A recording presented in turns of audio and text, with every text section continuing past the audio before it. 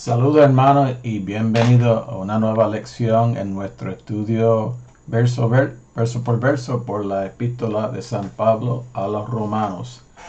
Hoy concluimos el capítulo 7 y vamos a estar cubriendo los versos 13 al 25. Creo que va a encontrar esto un capítulo bien interesante, ¿verdad?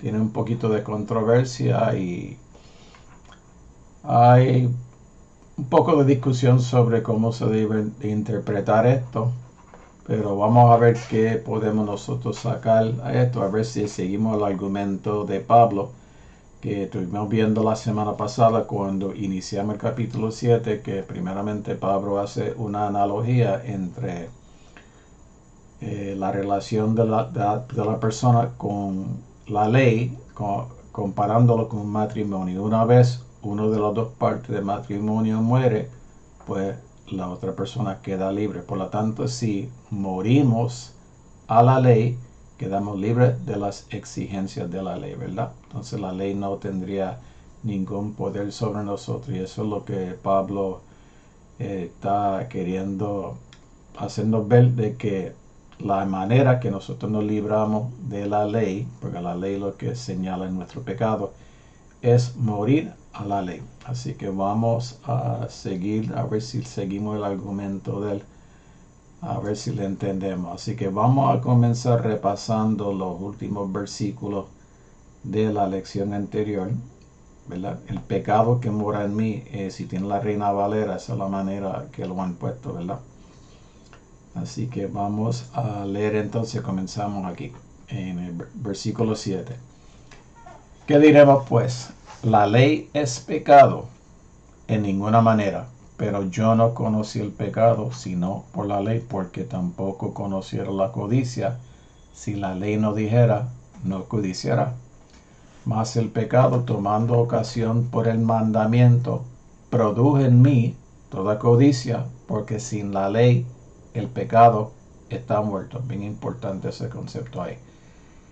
Y yo sin la ley vivía en un tiempo, pero venido el mandamiento, el pecado revivió y yo morí. Y hallé que el mismo mandamiento que era para vida, a mí me resultó para muerte.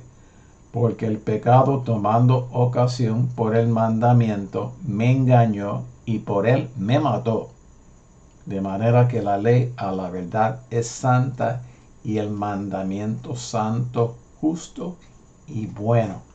O sea, en el versículo 12 llega a la conclusión, a pesar de todo lo que he dicho anteriormente, que puede sonar medio negativo, él reconoce que la ley, como viene de parte de Dios, pues contiene la voluntad de Dios para el ser humano y lo que Dios espera del ser humano, ¿verdad? De manera que la ley, a la verdad, es santa y el mandamiento santo, justo y bueno.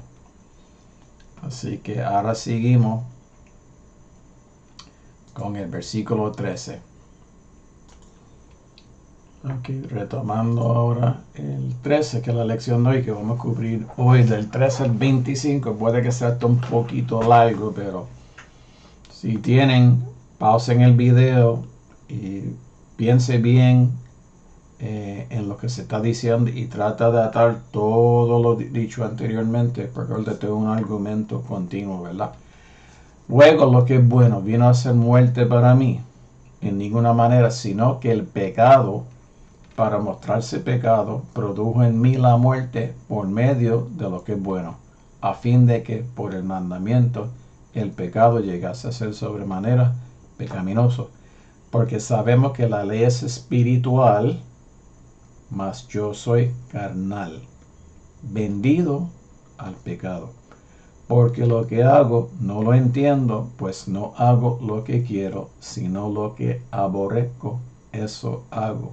Wow. Y si lo que no quiero, esto hago, apruebo que la ley es buena. De manera que ya no soy yo quien hace aquello, sino el pecado que mora en mí. Y yo sé que en mí, esto es, en mi carne, no mora el bien. Porque el querer el bien está en mí, pero no el hacerlo. porque no hago el bien que quiero, sino el mal que no quiero, eso hago. Y si hago lo que no quiero, y ya no lo hago yo, sino el pecado que mora en mí. Esto suena medio extraño, ¿verdad? Así que, queriendo yo hacer el bien, hallo esta ley, que el mal está en mí. Porque según el hombre interior, me deleito en la ley de Dios, pero veo otra ley en mis miembros que se revela contra la ley de mi mente y que me lleva cautivo a la ley del pecado que está en mis miembros. Miserable de mí, ¿quién me librará de este cuerpo de muerte? Gracias doy a Dios por Jesucristo Señor nuestro. Así que yo mismo con la mente sirvo a la ley de Dios, mas con la carne a la ley del pecado. Vuelvo y le digo, esto está fuerte, ¿verdad? Así que vamos entonces a ir al PowerPoint. Y esta es la lección 18. Y la pregunta que vamos a hacer, ¿la ley trae muerte o la ley es pecado? Romanos 7, del 13 al 25. Así que le voy a pedir por favor al principio si le pueden dar like al video. Esto ayuda el algoritmo cuando la gente está buscando Romanos en YouTube. Si le pueden compartir con sus amigos, mejor invita a tus amigos a este estudio, amor se interesan. Y si pueden suscribir, mejor todavía. Así que, habiendo dicho eso, vamos entonces. Y ya leí, ok, esta es la introducción. En la última parte del capítulo 7, Pablo está básicamente interesado en la pregunta que plantea en el versículo 13. Él está demostrando que la ley no trae la muerte. O sea, la ley no es la causa en sí directa de la muerte. 9 veces usa la palabra ley en los versículos 14 al 25. No hay duda de que la ley es su preocupación en esta parte de su carta. Obviamente se lo está mencionando tanto. Aquí el pasaje no es básicamente el relato de Pablo de su experiencia espiritual. Él no dice, te diré lo que me pasó. Más bien está diciendo, así es como la ley confronta a las personas. Déjame ilustrarlo desde mi propia experiencia. Porque a veces la gente se envuelve tanto en la pregunta a quién se está refiriendo. Está hablando de una situación de antes de convertido, después de convertido, está hablando de él, está hablando de creyente, está hablando de judío. Pero eso es realmente desviarse de la pregunta principal que le está haciendo, porque le está preguntando si la ley es la causa o trae la muerte. Así que si seguimos enfocados ahí y no nos envolvemos en lo demás, vamos a entender lo que está diciendo. Entonces él va a ilustrar que realmente la ley no produce muerte. Eso es lo que él quiere probar, ¿ok? Pablo está hablando sobre la ley, sus demandas y mostrando al lector lo que la ley no puede hacer. Y ya hemos dicho ya que ningún ser humano será justificado por medio de la ley. Ya leímos los textos, pero los dejé aquí.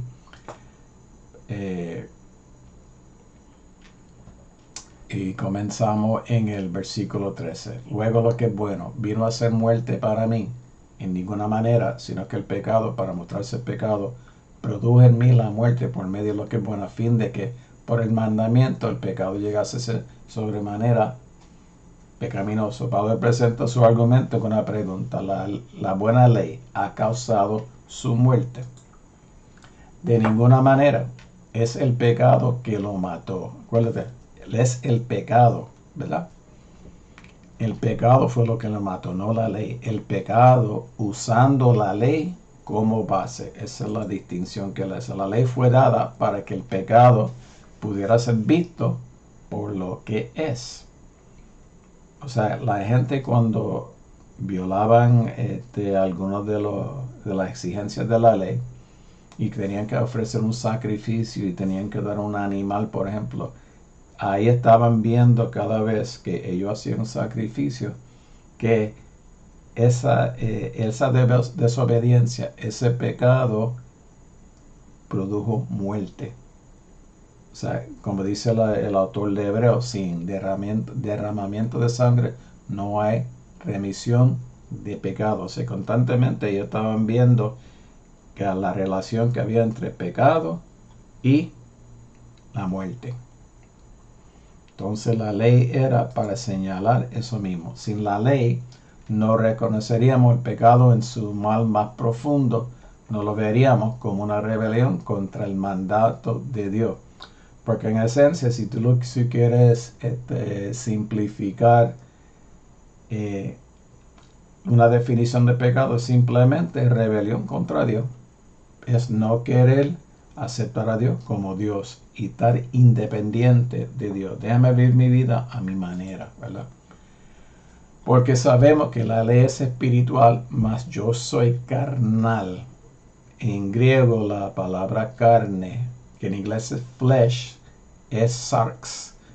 Cuando dice carnal, adjetivo es sárquicos. Por eso puso la palabra, si después lo quieren buscar en un léxico, ¿verdad? Un léxico griego.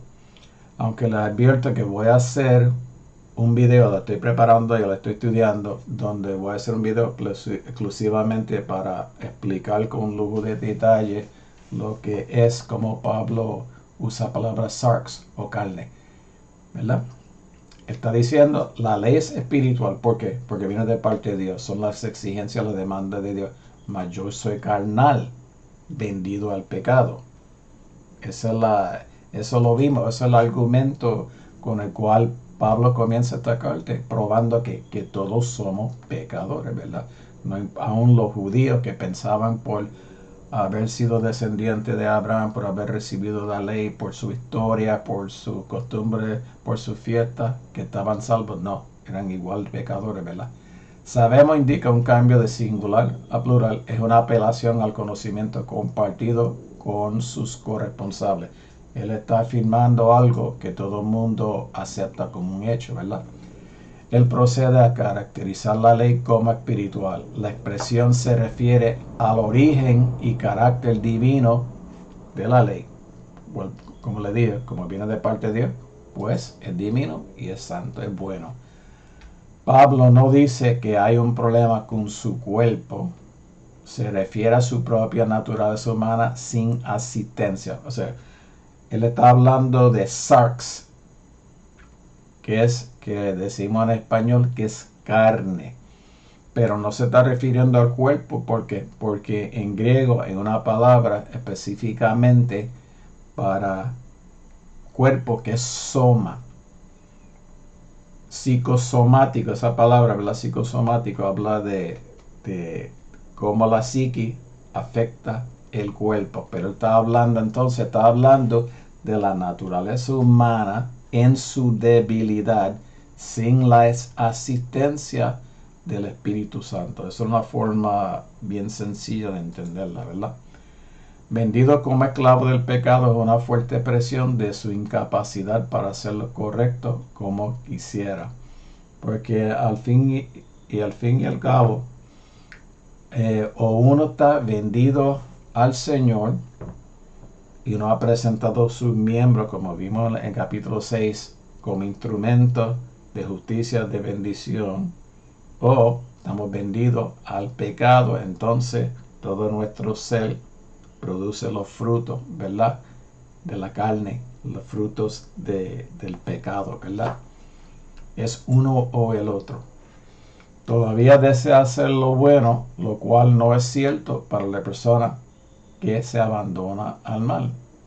O sea, que si uno tiene el deseo de hacer lo bueno, pues no estamos hablando de una persona que está abandonada al mal, una persona no regenerada, porque solamente cuando uno es regenerado y uno entra en el proceso de la santidad y uno va conociendo del Señor e intimando con Él, es que entonces uno desea agradar a Dios y hacerlo bien, ¿verdad? Pero una persona que no regenera realmente no le da mucha importancia a eso, porque lo que hago no lo entiendo, pues no hago lo que quiero, sino lo que aborrezco, eso hago. Entonces, ¿cómo es posible eso, verdad? Que lo que quiero hacer, ¿verdad? Lo que hago, no entiendo. pues no hago lo que quiero, sino lo que aborrezco. Eso hago, ¿verdad? El esclavo hace lo que se le dice que haga o su amo le ordena.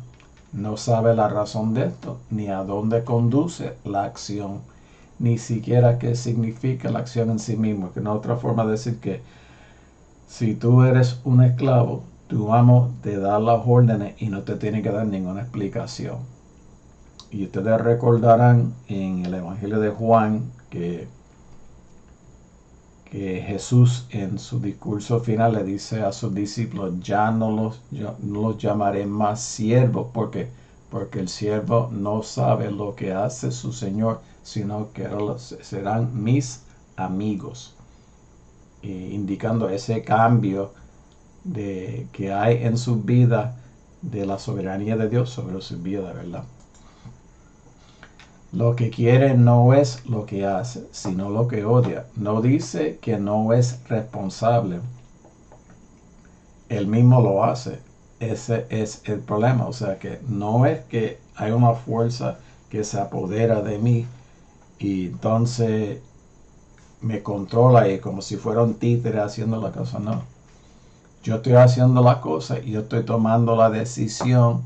Yo soy responsable por mis actos, pero eso mismo es el problema, que a veces yo veo que hago cosas que van en contra de lo que realmente yo entiendo que debo hacer. Déjame terminar esto, puedo dar un ejemplo, quizás le ayude. El pecado siempre es un problema para el siervo de Dios. Pablo se está concentrando en el área del problema. Todos nosotros que somos cristianos siempre estamos constantemente en esa lucha entre la carne y el espíritu, ¿verdad? El espíritu está dispuesto, mas la carne es débil. Él encuentra el pecado demasiado poderoso, incontrolada en exceso para resistir en todo momento. Pero obviamente aquí estamos hablando de una persona que no cuenta con la asistencia, con el poder del Espíritu Santo, ¿verdad?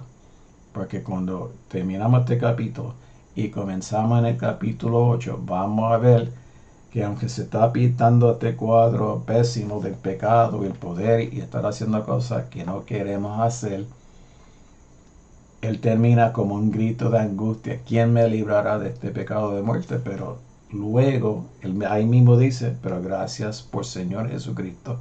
Y entonces en capítulo 8, entonces empieza a cantar la victoria. Ahora, en cuanto a esto, lo que no hago, no lo entiendo, etc. Yo te voy a dar un ejemplo extremo. Yo fui adicto a la cocaína. Entonces yo me hice cocaína, adicto después de haber conocido al Señor, ¿verdad? Quizás no conocía bien las cosas de Dios como los conozco ahora, quizás era bien inmaduro, pero por una serie de situaciones que no voy a contar ahora, pero no voy a alargar cuando uno es adicto a una droga, en tu conciencia, en tu mente y tu voluntad, tú no quieres ser, porque tú ves que eso te está destruyendo tu vida, te está destruyendo tu relación con los demás y crea miles de problemas. Y tú estás consciente en tu mente y tú no lo quieres hacer.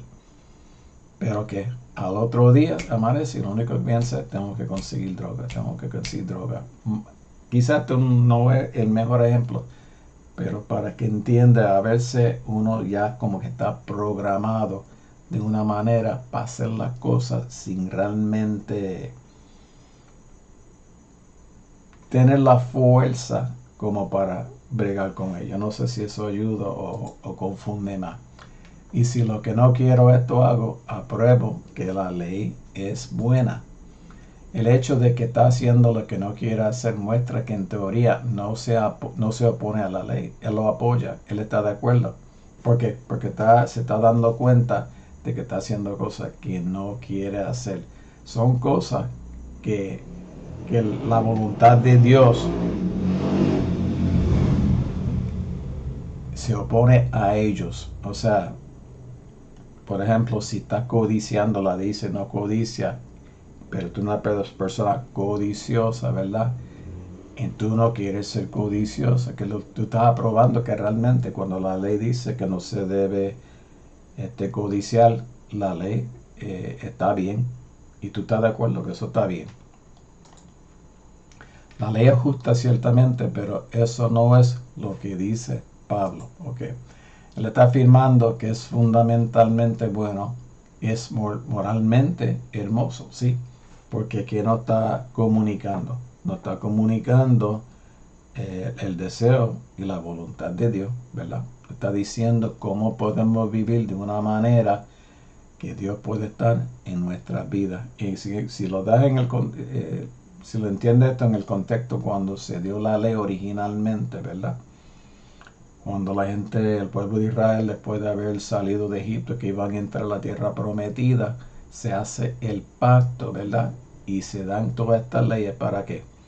Para que entonces ellos puedan alcanzar y recibir todas las bendiciones que Dios tiene para ese pueblo, pero tenían que vivir de una manera que honraba a Dios, que guardaba su santidad, ¿verdad? Las muy buenas intenciones de Pablo nos dicen algo sobre la bondad de la ley. De manera que ya no soy yo quien hace aquello, sino el pecado que mora en mí. El hecho de que es su opinión de que la ley es buena muestra que no es el verdadero Pablo quien lo hace. Entonces está diciendo de manera que no soy yo quien hace esto, sino el pecado que está en mí está haciendo eso. Pero no es lo que yo quiero hacer.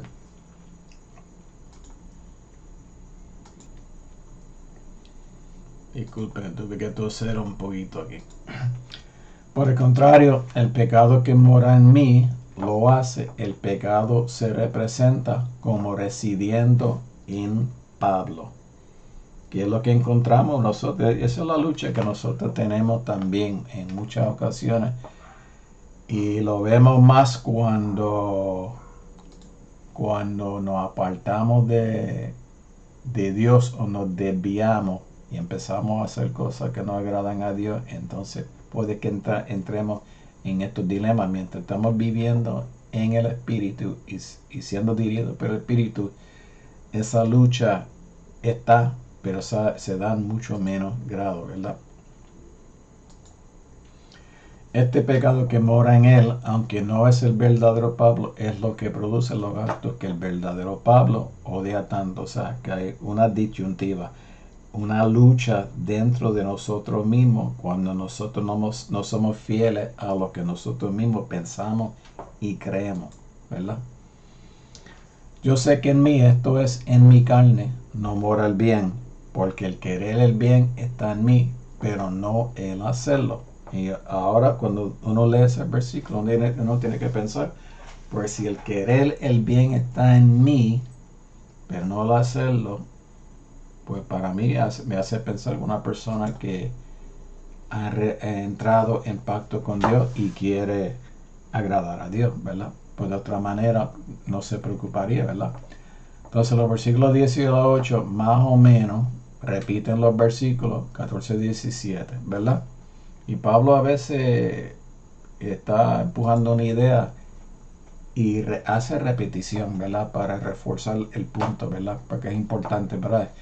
En estos versículos Pablo dice que no puede llevar a la práctica cosas que él aprueba. Y todos nosotros hemos estado allí, ¿verdad? En mi carne se refiere a la naturaleza pecaminosa, por cuanto todos somos pecadores.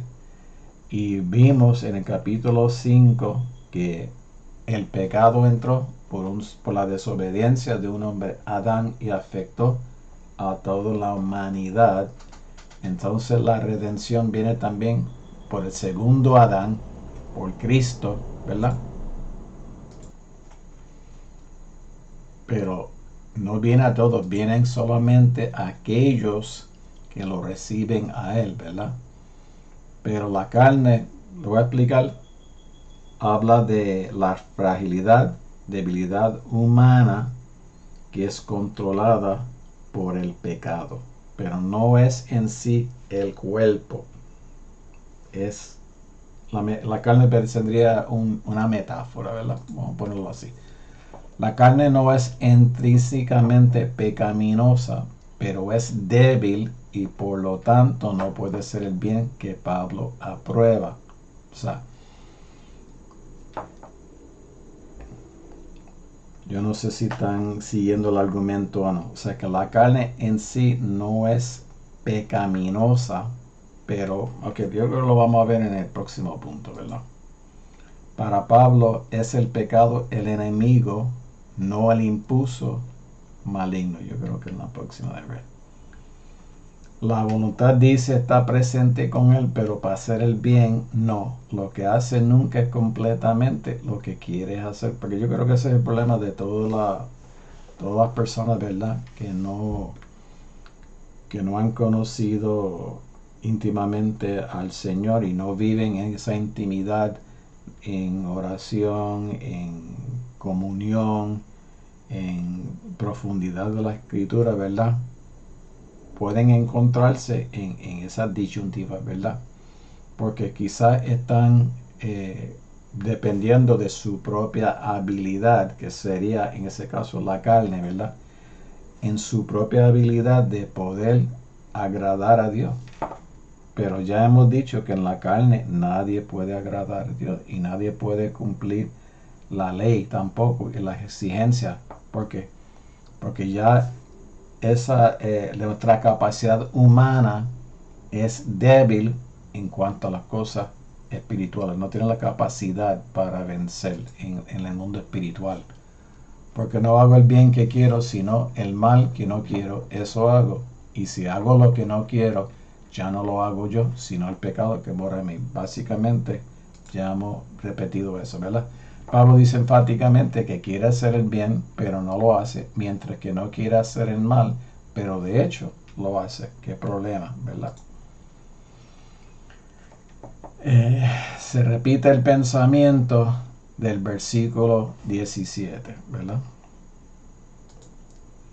Es el pecado que mora en el interior lo que provoca la acción perversa. La voluntad de Pablo no lo aprueba. Es una persona que está en esa disyuntiva, ¿verdad? En esa lucha. Él está diciendo que no es un pecador descuidado ni audaz. Su voluntad se opone firmemente al mal y eso debe tenerse en cuenta al evaluar la situación.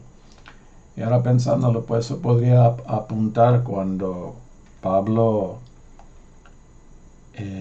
antes de su conversión a Cristo, ¿verdad? Que él decía que él en cuanto a la ley era irreprensible, ¿verdad? O su modo de pensar o ver la voluntad de Dios. Quizás estaba en lucha muchas veces, ¿verdad? Con sí mismo, porque quizás no había, de hecho, no había llegado a ese conocimiento pleno hasta que tuvo el encuentro con el Señor. Entonces él pudo regresar a la escritura, viendo la escritura a través del conocimiento del Mesías. Entonces él entendió cómo Dios iba a escribir esa ley y iba a empoderar a las personas con su Santo Espíritu para poder cumplir los requisitos, porque entonces esa ley serían escritos en el corazón y el Espíritu Santo moraría dentro de nosotros, ¿verdad?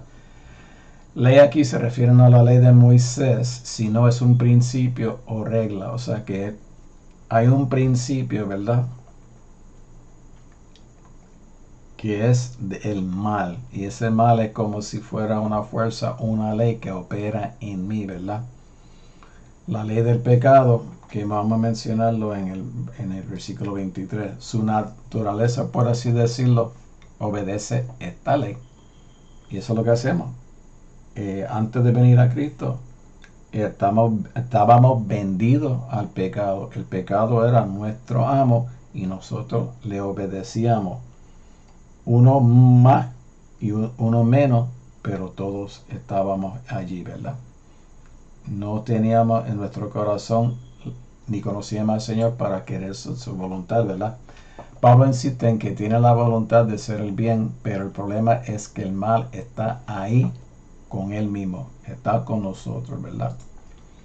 ¿De dónde vienen las guerras y los pleitos entre vosotros? ¿No es de vuestras pasiones, las cuales combaten vuestros miembros? O sea, lo que está diciendo Santiago en su epístola es básicamente una afirmación de esto mismo.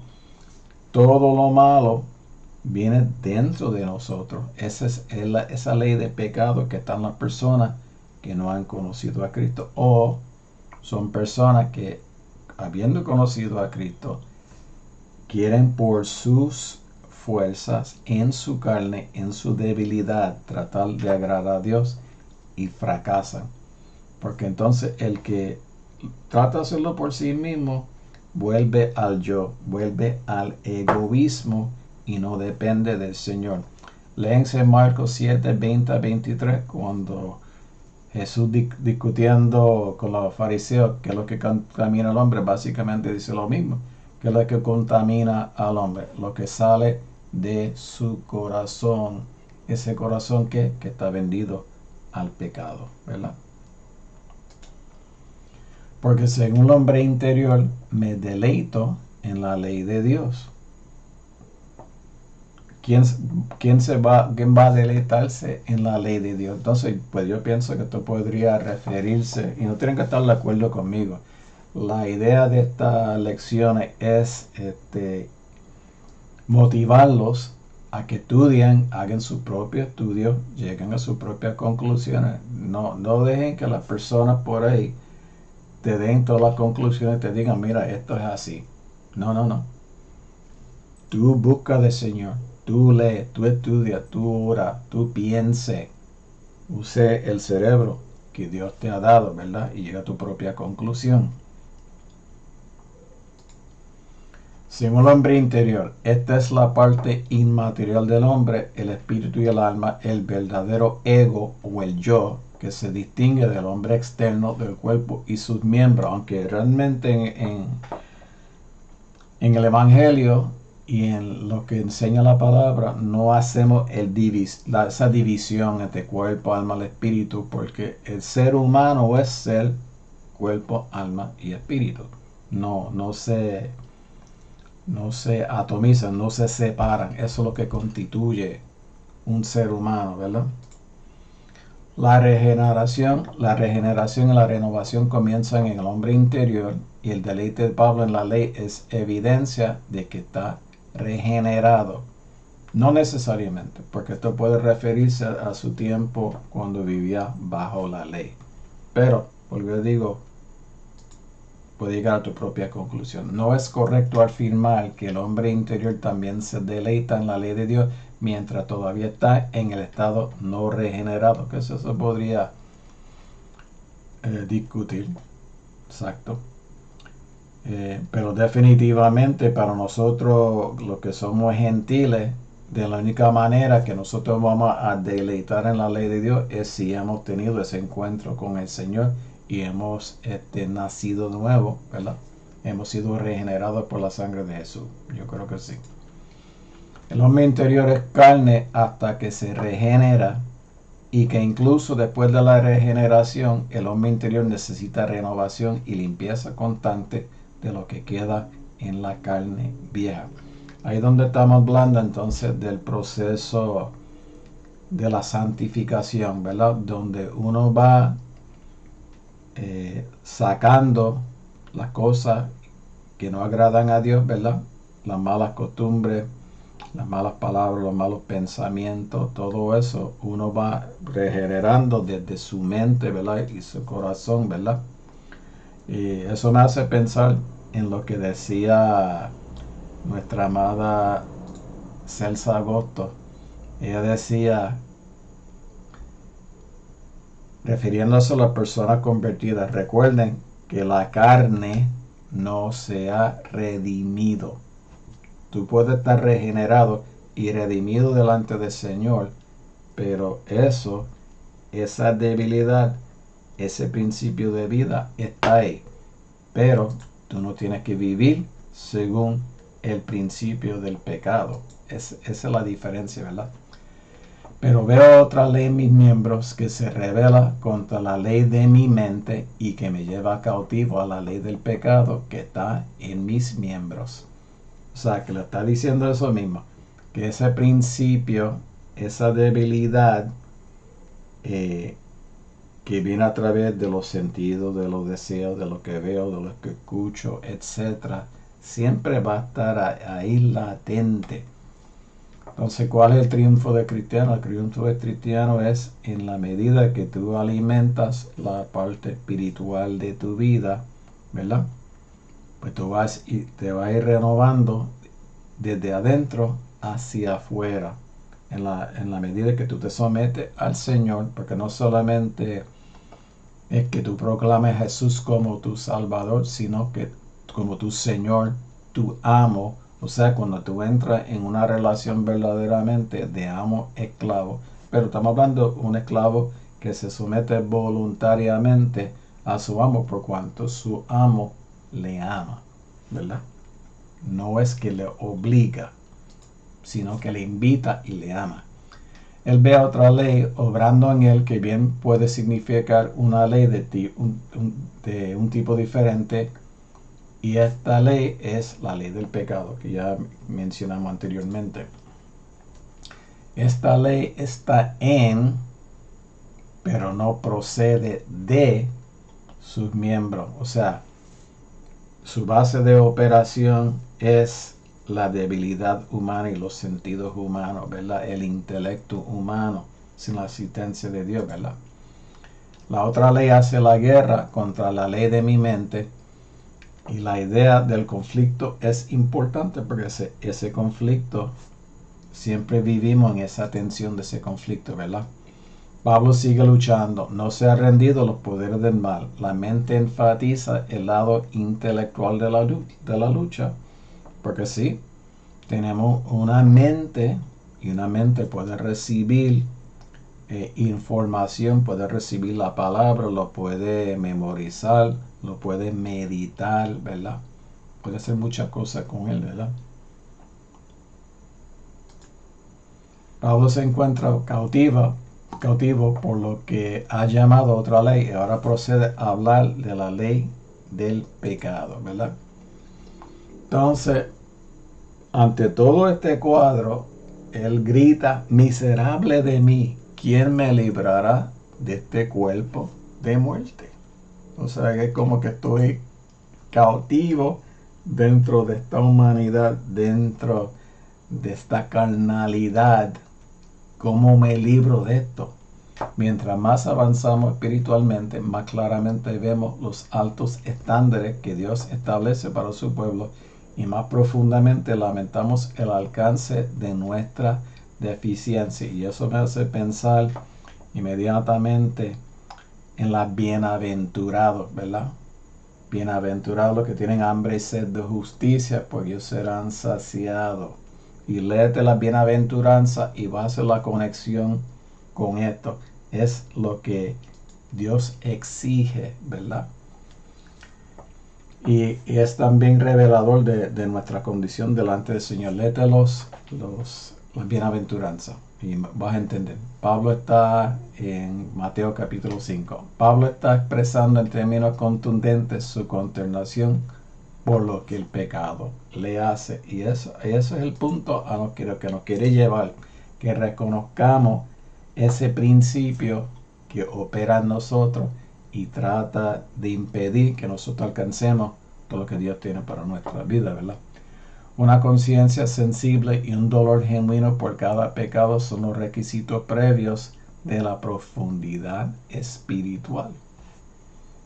Y yo creo que una conversión genuina va a provocar en uno que su conciencia se sensibilice ante el pecado, y uno va a sentir dolor genuino porque va a querer agradar a Dios y va a ver que es una lucha.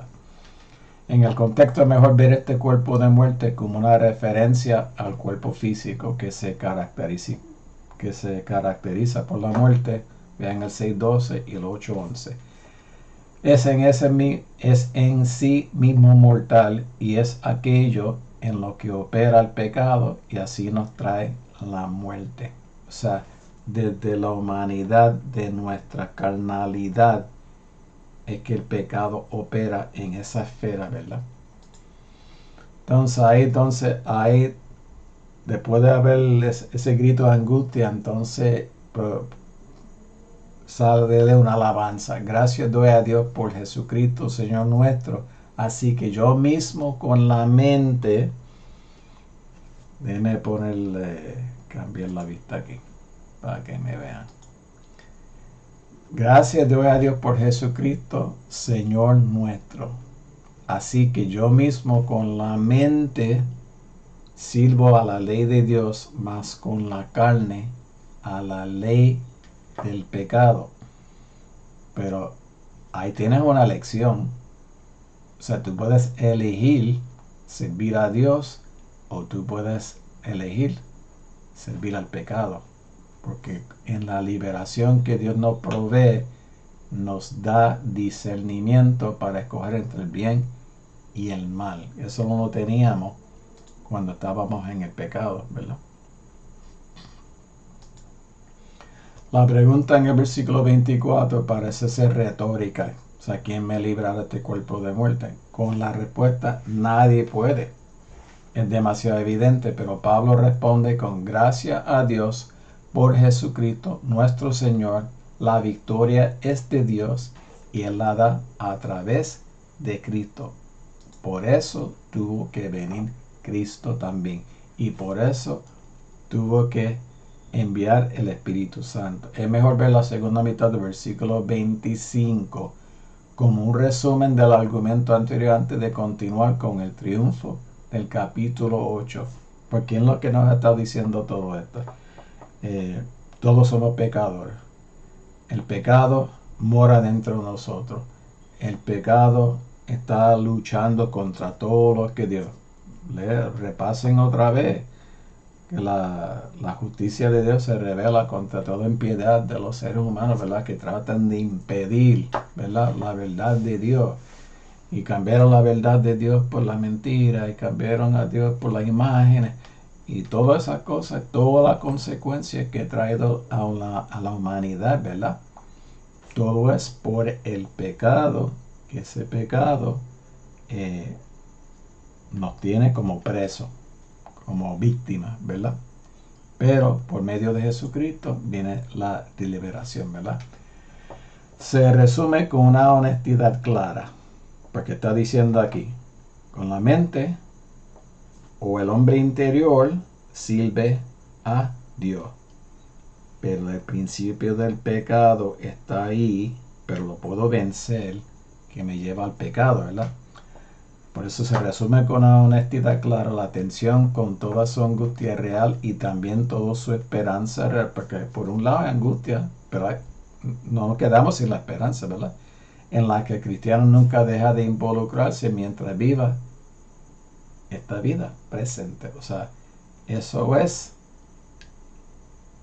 lo que nosotros vamos a vivir mientras estamos en un cuerpo físico hasta que no recibimos el cuerpo glorificado. Siempre para la lucha el Espíritu Santo mora en nosotros y nos guiará a toda la verdad, ¿verdad? Siempre y cuando nos dejamos dirigir por Dios. Espero que esta lección haya sido de bendición.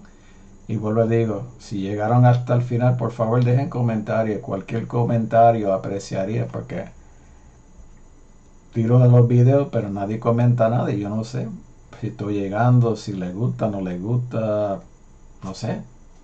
Me gustaría escuchar cualquier cosa. Así que gracias por su atención y espero que me acompañen en la próxima lección, que es el capítulo 8, que es el capítulo más glorioso y más espectacular de esta carta. Así que si no quieren ver ningún otro video, yo les recomiendo que vean las próximas 2 o 3, porque ese capítulo es bastante larguito, ¿verdad? Así que con eso pues me despido de ustedes y les doy gracias por haberme acompañado. Dios les bendiga mucho. Espero verles en la próxima lección.